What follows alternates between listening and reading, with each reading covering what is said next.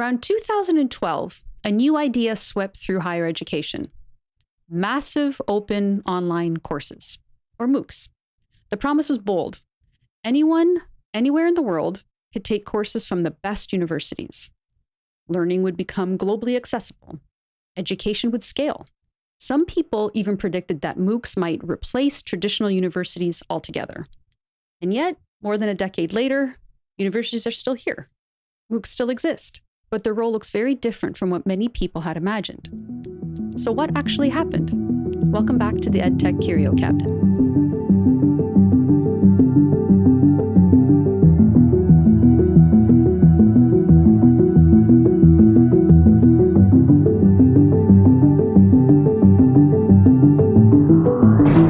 Hello again, I'm Christina.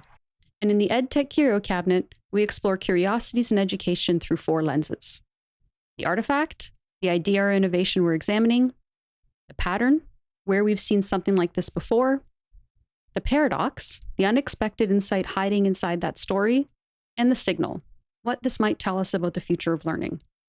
Throughout this series, we've been exploring a simple but powerful idea. Education changes, but it doesn't always change in the ways we expect.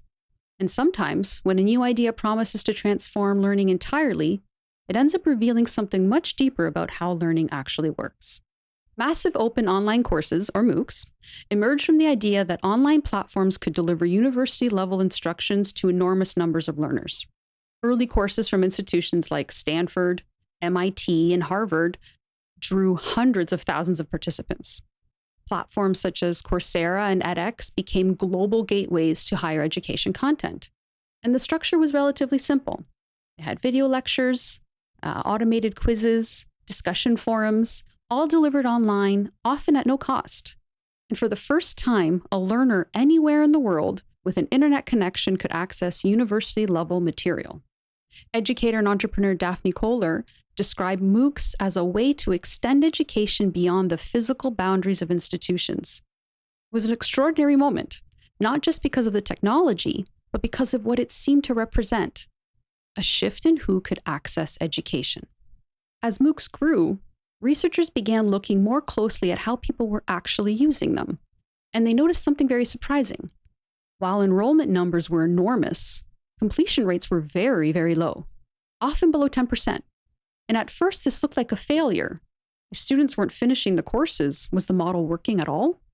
But over time, a more nuanced pattern began to emerge. Researchers such as George Siemens and Stephen Downes observed that many learners were not approaching MOOCs the way that they were approaching traditional courses. They weren't necessarily trying to complete every assignment. Instead, they were exploring topics of interest, watching selected lectures, learning specific skills, and engaging on their own terms. In other words, MOOCs were being used less like a structured course and more like an open learning resource. And this pattern reveals something very important. Not all learning follows the structure of a classroom.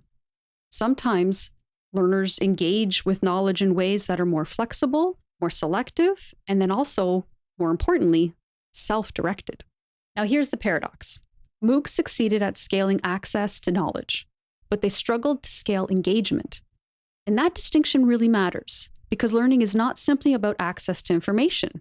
It depends on motivation, structure, feedback, interaction, accountability. Traditional classrooms provide many of these elements. There are deadlines. There is interaction with instructors. There's a sense of shared progress. MOOCs removed many of that structure in the name of openness and flexibility. And in doing so, they revealed something even deeper.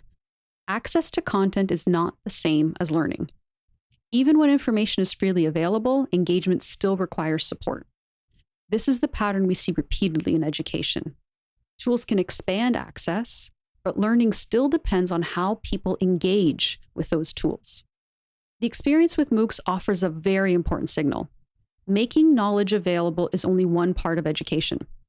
Designing environments where people can learn effectively is quite another. And those environments often require structure, feedback, community, expert guidance. Rather than replacing traditional education, MOOCs have begun to find a very, very different role. They serve as supplemental learning resources, entry points into new subjects, tools for lifelong learning, In many cases, they are most effective when combined with more structured forms of education. This suggests that the future of learning may not be about choosing between open access and structured environments. It's about combining them very thoughtfully. Now, the MOOC movement began with a very powerful idea, that education could be made available to anyone, anywhere. And in many ways, that idea proved very true. But it also revealed something equally important. Learning is not just about access to information. It's about engagement. It's about effort, interaction, and about the structures that support those processes. Technology can expand what is possible, but it does not change how people learn as much as we sometimes expect it to. Education technology evolves quickly, but the patterns of learning change very slowly.